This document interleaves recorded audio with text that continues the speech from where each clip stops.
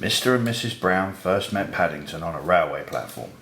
In fact, that was how he came to have such an unusual name for a bear, because Paddington was the name of a station. The Browns were waiting to meet their daughter, Judy, when Mr. Brown noticed something small and furry near the left luggage office. "It looks like a bear," he said. "A bear?" repeated Mrs. Brown. "On Paddington Station?" "Don't be silly, Henry. There can't be." But Mr. Brown was right. It was sitting on an old leather suitcase marked "Wanted on Voyage," and as they drew near it stood up and politely raised its hat. "Good afternoon," it said. "May I help you?" "It's very kind of you," said Mr. Brown, "but as a matter of fact we were wondering if we could help you."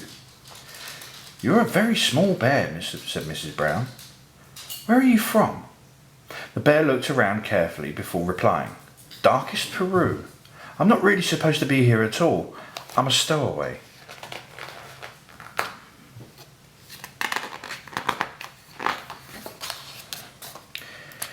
"You don't mean to say that you've come all the way from South America on your own?" exclaimed Mrs. Brown. "Whatever did you do for food?" Unlocking the suitcase, the bear took out an almost empty glass jar. "I ate marmalade," it said. "Bears like marmalade." Mrs. Brown looked at the label around the bear's neck. It said quite simply, "Please look after this bear. Thank you." "Oh, Henry," she cried, "we can't leave him here all by himself. There's no knowing what might happen to him. Can't he come home with us and stay?" "Stay with us?" repeated Mr. Brown nervously. He looked down at the bear. Would you like that?" he asked. "That is," he added hastily, "if you have nothing else planned." "Oh, yes," replied the bear. "I would like that very much. I've nowhere to go and everyone seems in such a hurry." "That settles it," said Mrs. Brown. "Now you must be thirsty after your journey. Mr. Brown can get you some tea while I go and meet our daughter Judy." "But Mary," said Mr. Brown, "we don't even know its name." Mrs. Brown thought for a moment. "I know," she said. "We'll call him Paddington, after the station." "Paddington?" The bear tested it several times to make sure. "It sounds very important." Mr. Brown tried it out next. "Follow me to Paddington," he said. "I'll take you to the snack bar." Mr. Brown was as good as his word. Paddington had never seen so many snacks on one tray, and he didn't know which to try first. He was so hungry and thirsty he climbed up on the table to get a better look. Mr. Brown turned away, pretending he had tea with a bear on Paddington Station every day of his life.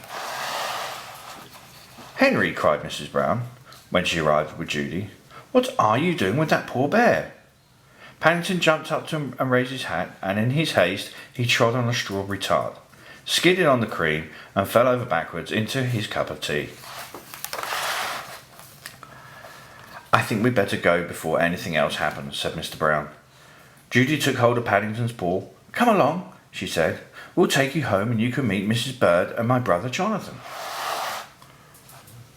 Mr. Brown led the way to the waiting taxi. "Number 32 Windsor Gardens, please," he said. The driver stared at Paddington.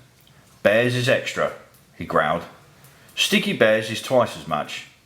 And make sure none of it comes off in my interior. It was clean when I set out this morning." The sun was shining as they drove out of the station, and there were cars and big red buses everywhere. Paddington waved to some people waiting at the bus stop, and several of them waved back. It was all very friendly. Paddington tapped the taxi driver on his shoulder. "It isn't a bit like Darkest Peru," he announced. The man jumped at the sound of Paddington's voice. "Cream," he said bitterly. "Cream and jam all over my coat." He slid the little window behind him shut. "Oh dear, Henry," murmured Mrs. Brown. "I wonder if we're doing the right thing." Fortunately, before anyone had time to answer, they arrived at Windsor Gardens, and Judy helped Paddington onto the pavement. "Now you're going to meet Mrs. Bird," she said. "She looks after us. She's a bit fierce at times, but she doesn't really mean it. I'm sure you'll like her." Paddington felt his knees begin to wobble. "I'm sure I shall, if you say so," he replied. The thing is, will she like me?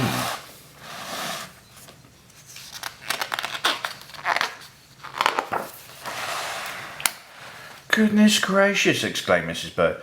What have you got there? It's not a what, said Judy. It's a bear called Paddington, and he's coming to stay with us. A bear? Said Mrs. Bird, as Paddington raised his hat. Well, he has good manners, I'll say that for him. I'm afraid I stepped on a jam tart by mistake, said Paddington. I can see that, said Mrs. Bird. You'd better have a bath before you're very much older. Judy can turn it on for you. I dare say you'll be wanting some marmalade too. I think she likes you, whispered Judy.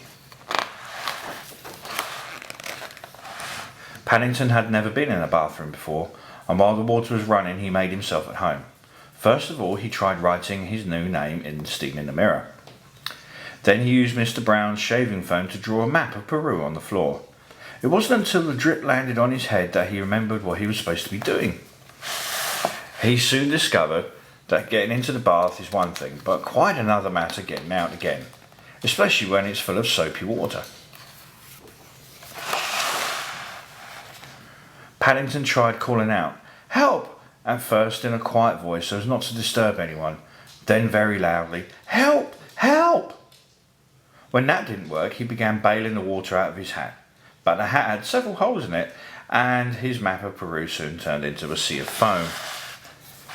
Suddenly, Jonathan and Judy burst into the bathroom and were lifting a dripping Paddington onto the floor. "Thank goodness you're all right," cried Judy. "We heard you calling out." "Fancy making such a mess," said Jonathan admiringly.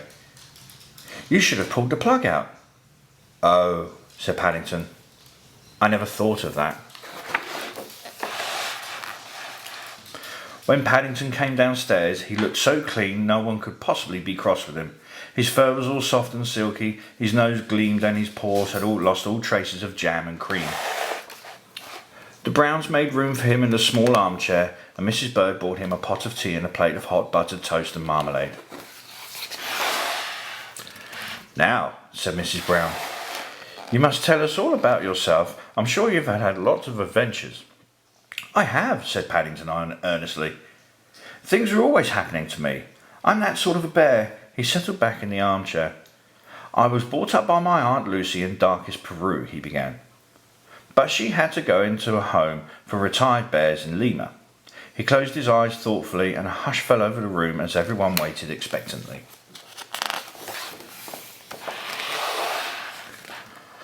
After a while, when nothing happened, they began to get restless. Mr. Brown tried coughing. Then he reached across and poked Paddington. "Well, I never," he said. "I do believe he's fast asleep." "After all that's happened to him," said Mrs. Brown, "is it any wonder?"